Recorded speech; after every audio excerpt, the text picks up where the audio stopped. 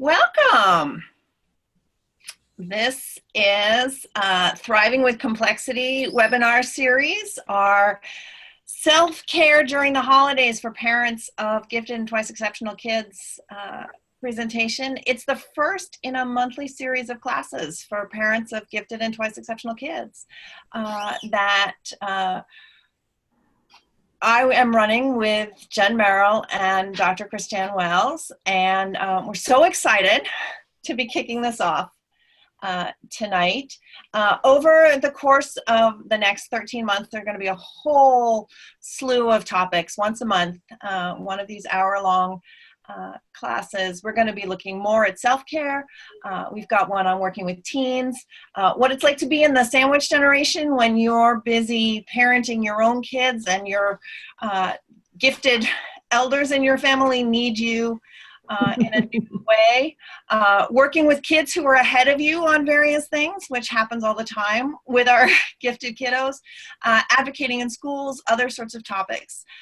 The complete list of upcoming classes is at parentsoftwiceexceptionalkids.com/webinars.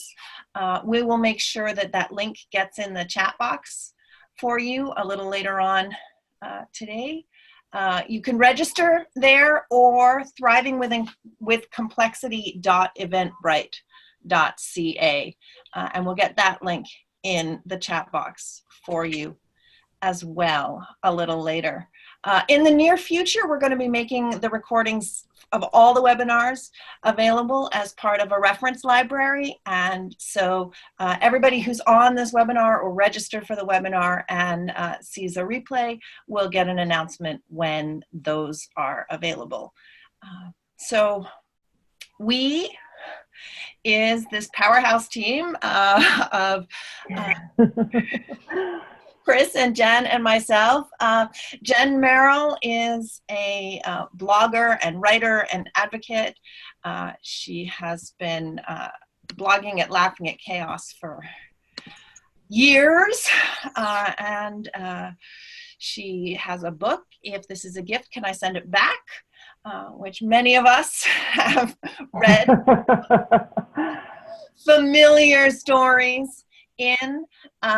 Dr. Chris Wells is a Dabrowski Scholar who works with Third Factor Magazine and the Gifted Development Center. And I am a coach, and I specialize in helping people solve the problems that smart people have, with a particular passion for working with parents of gifted and 2E kids and gifted and twice exceptional parents, because parenting while gifted and parenting while twice exceptional is its whole other slew of challenges. So welcome. During the presentation tonight, I will not be monitoring the chat box. So that's not a great way to get me questions if you have questions going on. There's a Q&A box. You have a logo, a little icon either at the bottom or the top of your screen that you can click on and you can put a question in. Chris is going to be monitoring that, and so if you have a question, go ahead and type it in there right off the bat, and then you don't need to hold on to it. Chris will take care of making sure that either she interrupts me to ask the question or that I get to it at a Q&A at the end of the presentation. For those of you who want ongoing support, we have a new Facebook group that has just recently launched, where there's already a community of over 100 people. So invite you to come and join us over at Facebook for that support group. And I will ask Chris to get that link in the chat box a little later too. That's me. Hopefully you recognize the face. As I said, I'm a coach. I work with lots of smart people with smart people's challenges. I run a program called Thrive with Intensity, and all of the other work that we do with parents of twice exceptional kids, you can find at www.parentsoftwiceexceptionalkids.com. And you can follow me on Twitter or Instagram at SignalFireKate. So without further ado, I'll just go in and get into the topics. So self-care during the holidays. I'm going to do a quick look at why are the holidays so hard. Then what do our kids need through the holidays? Then what do we need? And then the most important part of the whole evening, how do we make sure that we get what we need through the holidays? So firstly, why are the holidays so hard? And the number one reason is expectations. Expectations get elevated during the holiday period. And we end up with a feeling that there's so much to do. There's often sensory overload for any of us with sensory issues or kids with sensory issues. We're all dealing with it. And often there's an increased sense of how gifted and twice exceptional people, us, our kids, are different from the norm. And that can feel isolating and just add to the sense that this is a hard time of the year. So mostly what I'm going to focus on in terms of what is hard are the expectations, because the expectations really is where it comes down to the toughest emotional stuff. Because everybody has expectations about what the holidays are supposed to look like. Yourself, myself, we have expectations. What do we want it to be? What do we think it should look like? What was it like as a kid that we want to make sure that our kids get? If we're raising kids with a partner, our partner has a whole different set of expectations about what the holidays should look like. And then the kids have their own expectations. Extended family typically has a very different set of expectations. They may want you to travel to see them. They may want not to see you very much. They may want to make sure that the rituals are exactly the same they've always been for the last 30 years. They have their own set. And if you're in any way in a blended family, there's multiple extended family. And if you have families on two sides, grandparents on both sides, they have different expectations, different things that they want. Schools have special events, extra things that they want the kids to participate in. All the social groups in your life and your kid life have things they want to make happen during the holidays. Work may have things that they're trying to get on. And then there's that all-pervasive sort of cultural norms. And this is the images that show up in movies and TV shows and magazines and talk shows and advertising and magazine articles, and just sort of a sense of expectation that this is how we do the holidays in this part of the world. And all those places are trying to make money, and they're all trying to sell you something. And so there's also this place of, so you need to do something to make this happen. You may have religious communities that have very specific religious expectations about what the holidays are, about how you volunteer, about what kind of charity events you might be involved in to be giving things. These are all expectations, and except for the very first one about ourselves, they're all from other people. And if life is already chaotic and challenging and full and complex through the whole year, to have all of those added expectations can feel like a lot of pressure. And when they're expectations of ways of having fun and being generous and being joyful and peaceful and celebratory, if they actually end up wearing us down to do all of those things, then it's really disappointing and really frustrating, and we can overwork ourselves. So that's the challenge. Our kids need us more during this time of the year than some other times of the year often. Anything that has expectations of parties or gifts or waiting or special events and performances at school or outings or family gatherings, managing the kids' expectations takes work. Supporting them with out of routine activities, helping them navigate cultural and family expectations and habits that don't necessarily fit easily. And holiday foods are often special, so they often crave the familiar foods and the routine that sometimes disappears during busy times of the year.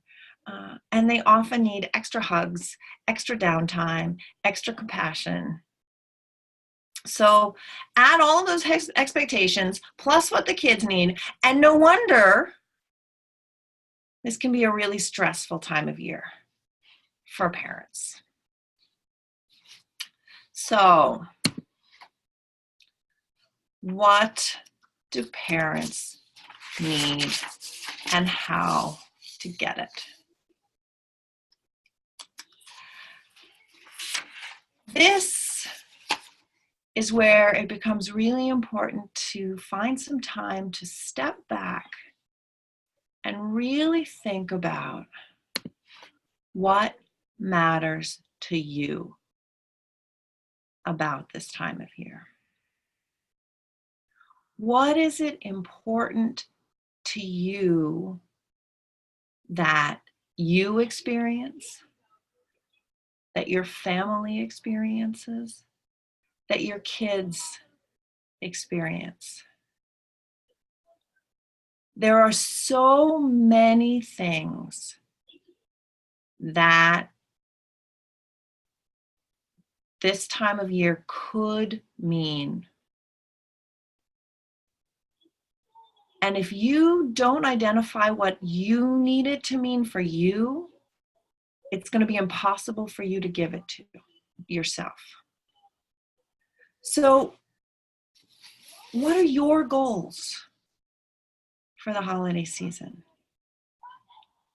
What do you want to feel during this time? What is it important that you do?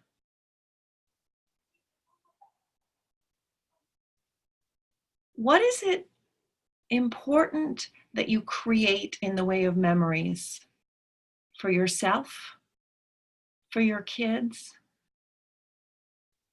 What are the family traditions that you have that will help you feel connected to your family of origin? If that's important to you. If it's not important to you, you get to name that too.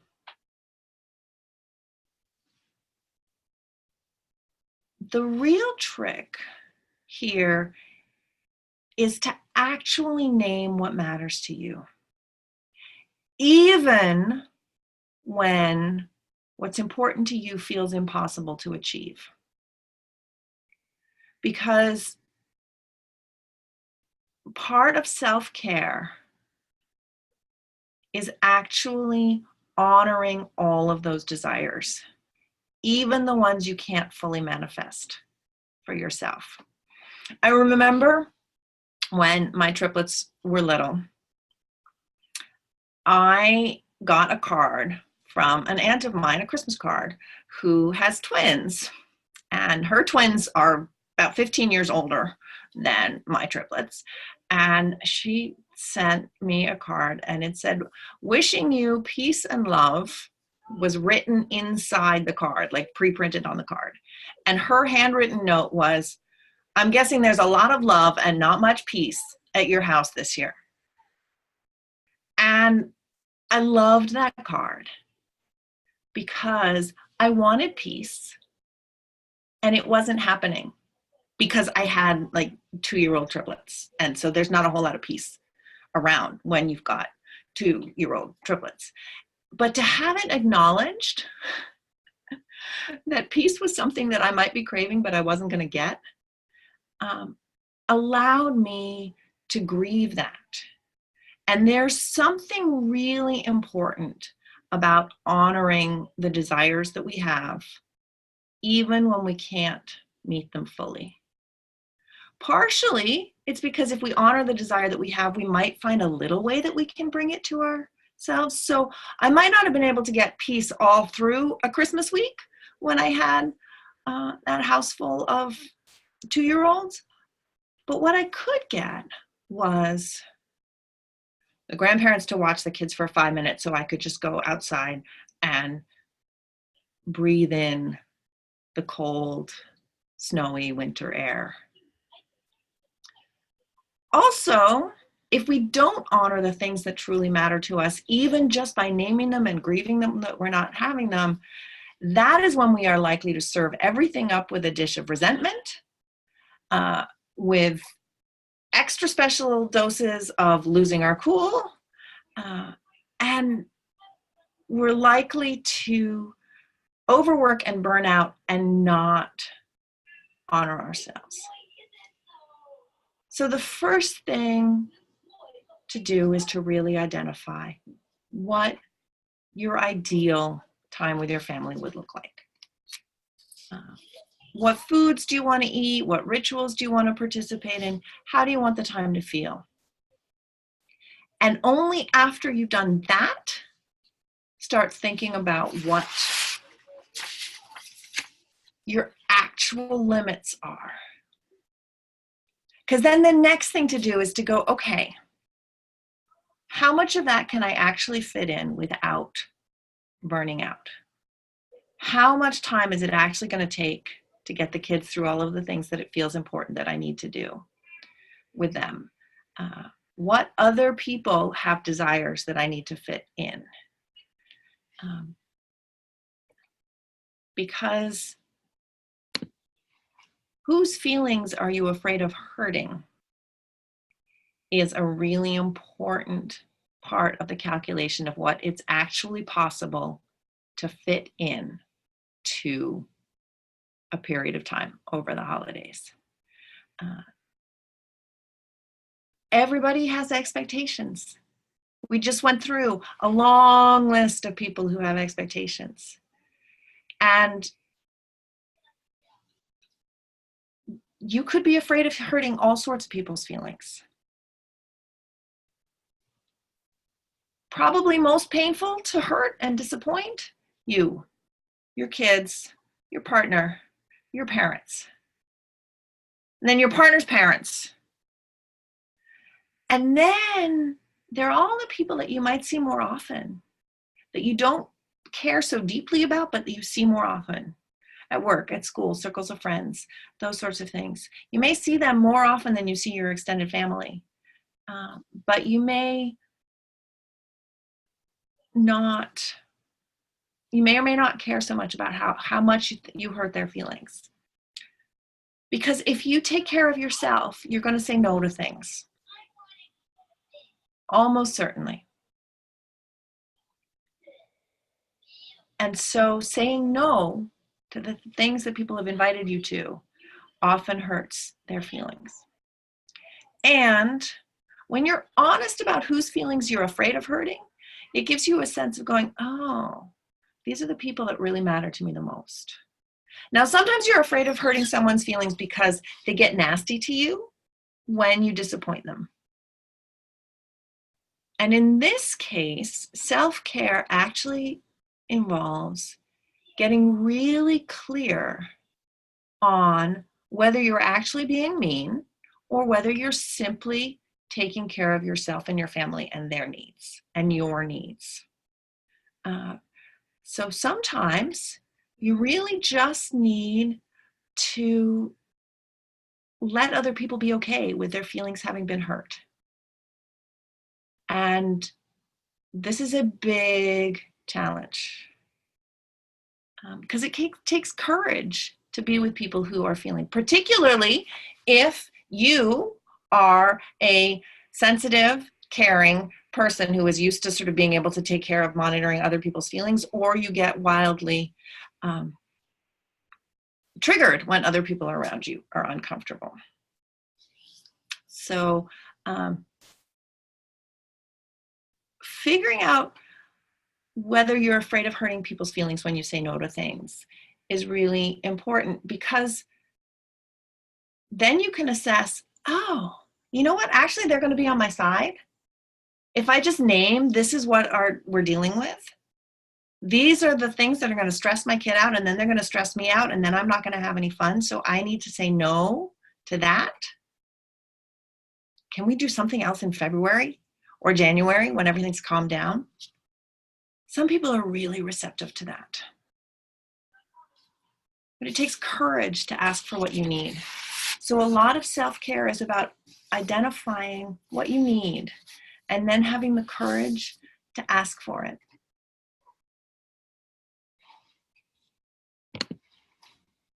This is the most important part. Give yourself permission to matter. Your needs are real.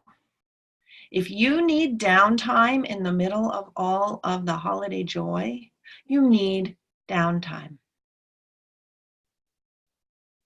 If you don't feel like you've had a holiday without sitting by the fire somewhere, then you need to find a way to get something that gives you that flavor, even if it's just for a short while. Because your needs are real. It is so easy as parents to forget that. And it's so easy as adult children in the holidays to forget that we don't need to make our parents happy all the time. Because here, I talked about we're going to have a talk later about being in the sandwich generation.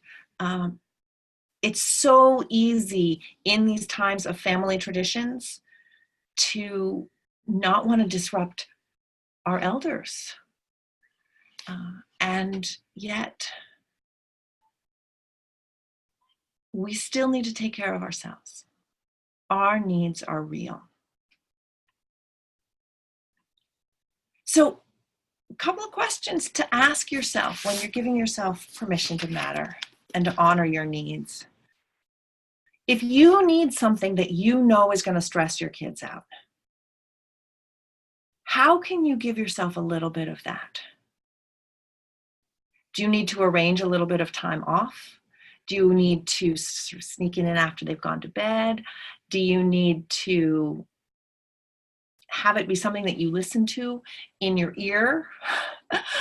So if it's music you want to listen to, do you have to listen to it in headphones and not on the radio? I've certainly got some Christmas music that I either need to listen to when the kids are out of the house or in my headphones, because I don't want to deal with the reaction that they have when I listen to it.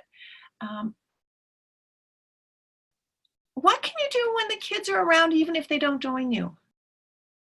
Are there foods you want to eat that they don't like that you can buy so you don't have to spend the time baking them, or you can get in small quantities, or you can make a batch that you share with other people who might like them, and that you just don't bother to invite them to share with you? Because the kids don't have to be involved in everything.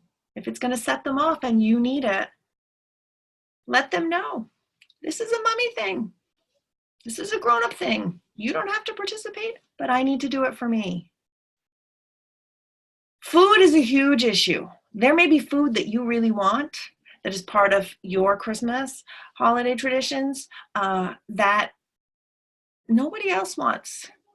I come from a family where there are some sort of odd traditions food-wise that I love, because I have almost 50 years of eating them every year, and they remind me of my grandmother, who is no longer with us. And my kids think it's disgusting. So I've stopped trying to get them to eat it. And I've just admitted that maybe that's not going to get passed down the generations. And maybe sometime when they're older, they'll try it because I've been trying it in front of them every year for the last 10 years. And maybe. And the other thing that I think is really important to think about is that sometimes if we can't give ourselves the actual thing, we can give ourselves an experience that makes us feel like we've gotten a little bit of it. And this is in the realm of sort of visualizing and imagining. Our brains can't always tell the difference between what we imagine and what is real in front of us. And so sometimes, if our imaginations are vivid enough, if we want something, we want to feel like we've had it as part of our tradition, as part of our holiday time, to actually sit somewhere quiet for 5 minutes and just imagine all of the senses around it, what it looks like, what it smells like, does it taste, what does it feel like, how does it sound? We can get a sense of the feeling of having had that thing, even if we can't actually have it. So I used to use this sometimes when the kids were little and I wanted to do ice skating, holiday ice skating. And my kids are triplets and an older kid on the autism spectrum. And when they were little, there was no way we were going anywhere near an ice rink without me collapsing in stress. And so I would sit and I would imagine skating. And it would help. It wasn't the best, but it would help. Sometimes that's enough so that we don't feel totally deprived, so that we feel like we've honored those needs and desires that we have that aren't so easy to fit into our schedules. And then we can grieve that we're not actually doing it.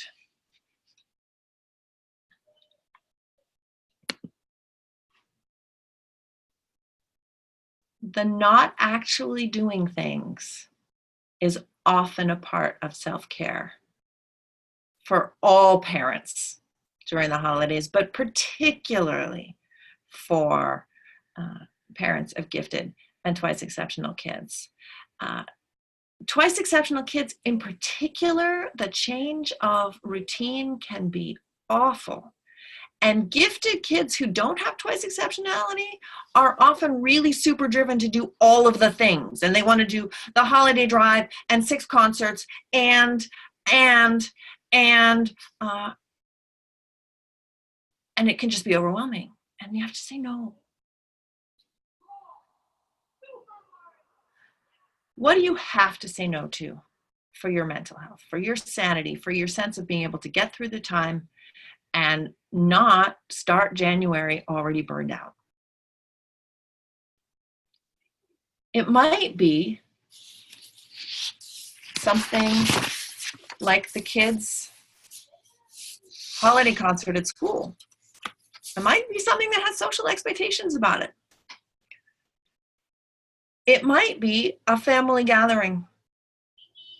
It might be that the family expects you to do 4 things in a row over 2 days, and you sort of go, no, I could do 2 of those. It might be no to everybody gives everybody gifts. It might be time to start a gift exchange that's smaller. It might be no to going to the mall at certain times.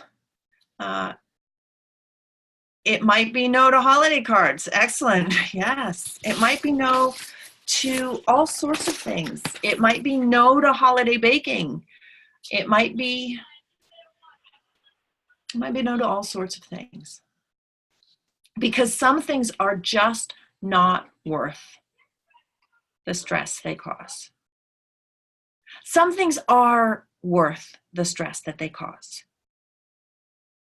But you get to choose which of those things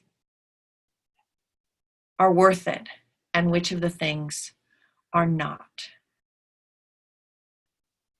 Now, it's so easy to say, what do you have to say no to for your sanity? But it's not always easy to do, even if you know that it's important. Because if other people have expectations and you've done things before, it takes real courage to claim your needs.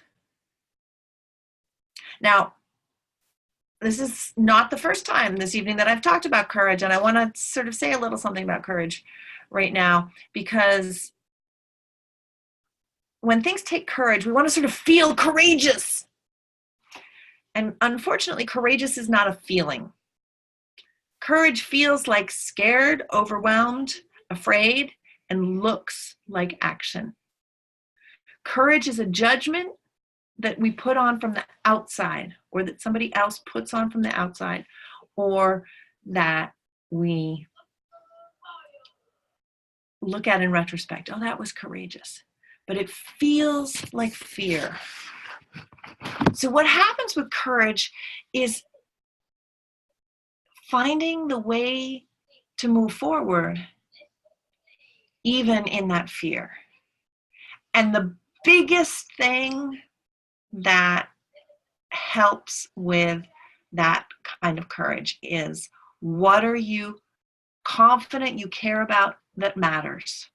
What are you committed to more than you are afraid? And this is where, going back to the very beginning, the question of what matters to you is so crucial. Because if you have identified what matters to you, what's important to you, what you're trying to accomplish during this time, and you've agreed with yourself that you matter and that your needs matter, then you have something you're committed to. And it often sounds something like, what matters to me is that we find moments of peace in this month where we connect as a family. And I need hot chocolate with my kids to feel like I've made that happen. And the time that hot chocolate with my kids is going to fit in at a time when it's not going to cause extra stress conflicts with whatever it conflicts with. And then you've got a reason for saying no. And when you've got a reason for saying no, it's much easier to take that action, even when you're afraid of how other people might judge you, how other people might take it, who you might disappoint. And then the other thing that you have to be able to do is say, you know what? Even if other people tell me that I'm disappointing them, or that I'm a bad sister, daughter, friend, that actually that's their business. That's not my business. My business is to do what I need to do for me and my family. And their business is how they feel about it. And even if they want to blame me for it, that's their choice. Their discomfort, their disappointment, those are their feelings.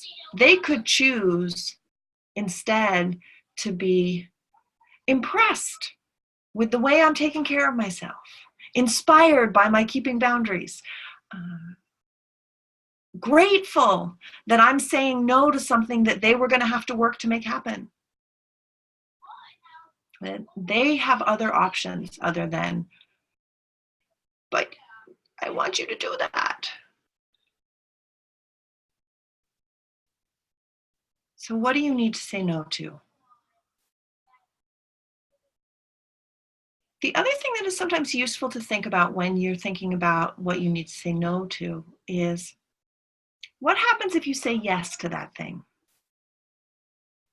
Actually let yourself experience what would happen if you said yes. Because if what would happen if you said yes to that thing is, how am I going to fit it in? Where am I going to get it done? I don't know. I can't afford it.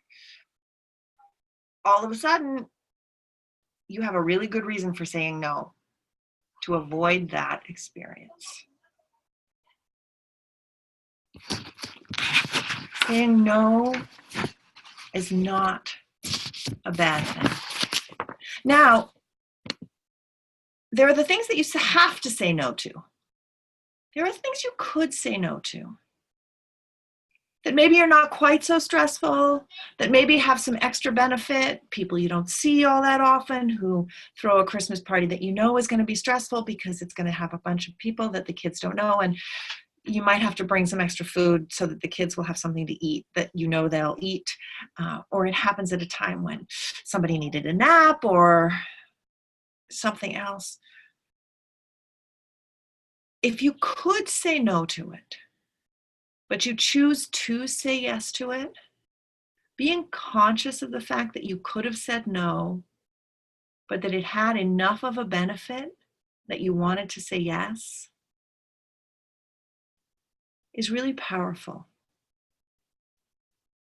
There's something about being in control that makes it less of a suffering in the stress moment, even if there are stressors that come up. Just simply knowing that you made the choice to say yes can bring ease all by itself. Especially if you really think about why you said yes. What was it that made this a thing that you could have said no to? Some people might have thought you were wise to say no to, but actually, this one you wanted to say yes to. Maybe it's an extra bit of travel. Maybe it is a party. Maybe it is putting in an extra tradition. Maybe it's trying something new that you would like to become a tradition. And you know that the first time you introduce anything, the kids are going to be like, no, that's not the way we did it last year. But maybe it's important enough for you to be willing to try it. Having that choice can make it feel very different.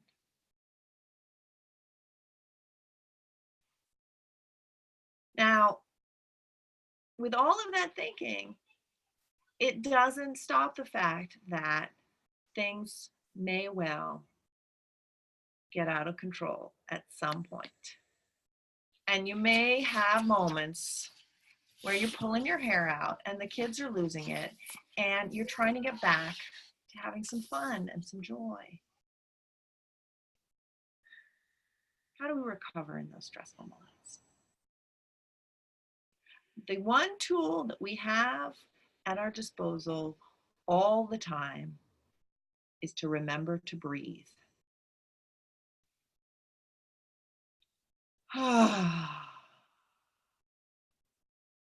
I'm a big believer in that sigh.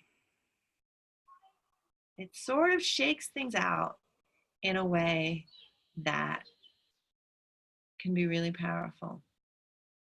I'm also a big believer in an exhalation. If you exhale fully, your body will inhale spontaneously. And if you really push all the air out and wait for the body to inhale spontaneously, a lot of the holding that we often carry in our bodies around our breath when we're stressed starts to dissipate. So in a stressful moment, the number one tool we have at our disposal is to breathe. The nice thing about breathing is that if we do it proactively, it's easier to do in a stressful moment. And so we can do that all the time, frequently. You could just build it into the holidays. Just build it into the whole month of December. On the hour, if I notice it, I'm going to exhale fully.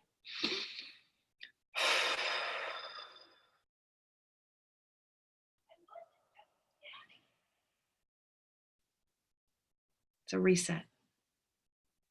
Assess the safety of the situation. Whatever's going on, if things are safe, then you might want to get out of the room for a while. If things are not safe, then you need to get them to safety right away. But if things are safe, take a step back. Move your body, shake, dance. Those can be ways of sort of releasing tension. And if things are just going crazy and you just need some quiet, go to the bathroom and lock the door. Or step outside. This time of year, if it's cold outside and you're the only one that's willing to brave the cold, it can be a really great way of getting aside from the chaos. Also, the cold has a tendency to wake us up and might get us breathing. It certainly wakes our bodies up.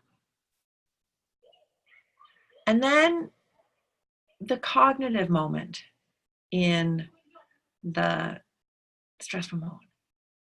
What matters most right now? Is it most important that I calm myself? That I calm a melting down child? That I intervene between two family members who are getting at it? That I not intervene between two family members who are getting at it and I leave them to solve their own problems? That I disappear into the kitchen and actually get some food out so that hungry people get fed? What matters most right now? Is this the only moment that we're going to be here at this lights display? Does what matters most now that I rescue some good from being here? What matters most right now? And once again, if you've gone through the work of thinking about what matters to you for the whole holiday experience, the whole time, it'll be easier to figure out what matters most right now. The flip side of that question is sort of, is this going to matter tomorrow? Is this going to matter next year? Maybe it's not.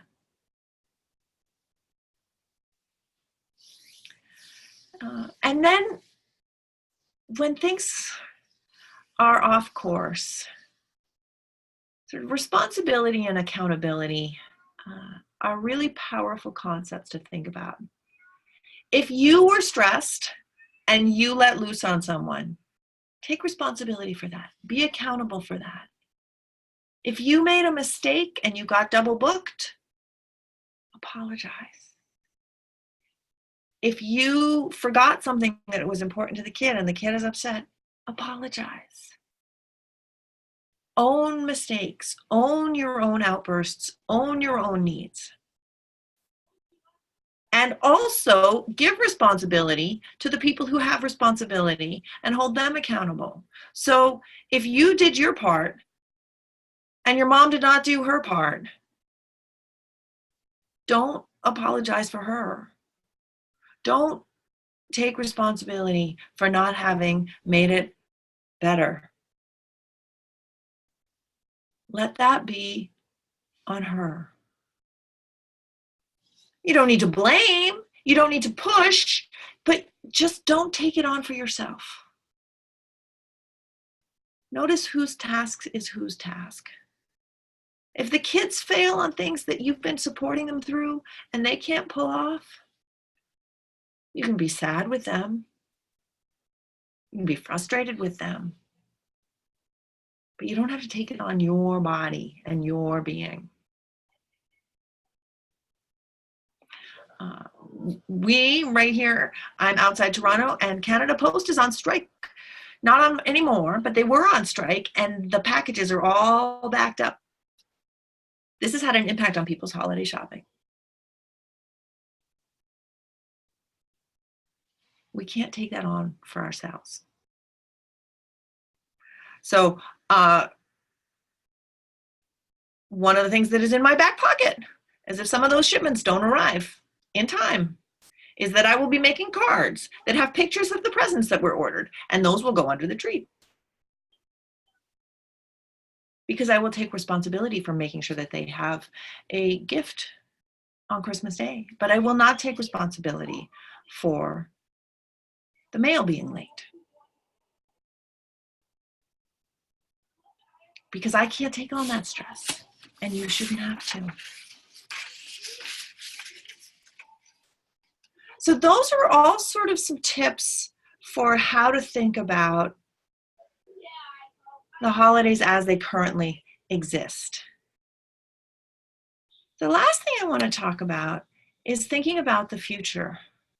Because for most of us by now, at this point in the year, we're already well into commitments have happened, and some of the things that we've said yes to maybe were things we should have said no to, but we've said yes to them, and our sense of responsibility makes us feel like we have to follow through on them. And so one of the things to think about is, as you go through this holiday season, notice, what are the things that actually bring you joy? What are the things that actually serve you, that make you feel what you want to feel, that make you feel like this is the holiday that you want to be having, these are the memories that you want to be creating with your kids? Notice those. Find a place to write them down, maybe, so that you've got planning for next year already starting to happen. Even if it's just at the end of the day, sort of go, oh, this thing we did was really like, I want that again. Also notice the things that create stress that don't feel like they're worth it. It turns out that this year, the holiday concert that my kids have been practicing for in their music class at school is being suggested as slightly more optional than sometimes. So I'm giving my kids the option about going or not, because in past years, it's created more stress than it was worth for half of the kids. Then notice what's missing. What are the things you want more of? More downtime. More of connection with particular family members. More hot cocoa. More getting outside. More not getting outside. Less getting outside. Take notes of them. If you feel a craving for, ooh, it would really feel more like my celebration of the solstice that I wanted if I write it down. And then think about all of the people who were involved in planning and when this year the plans got made. If you want to make changes for next year, when do you need to be thinking about them? And then put that in your calendar so that there's a reminder. So if the assumption is pretty much going to be that things are going to be the same as they were this year with your extended family, if you don't bring something up by October, you want it in your calendar in September that you want to prime the pump for some discussions about different things. Because if you ask for what you want early enough, it's easier for people to adjust their plans. And particularly if you say, you know, I really want to create this kind of experience for me and for my family. And these are the kinds of needs that we have. And these are the kinds of things that went wrong last year. So we need to make some changes. And lay it out like that. It's not a, we don't want to see you. It's not a, we don't want to do too much. It's not a, your expectations are too high. It's a, you know, we didn't get what we wanted to out of the Christmas season. We didn't get what we wanted to out of New Year's. We didn't get what we wanted to out of marking the solstice.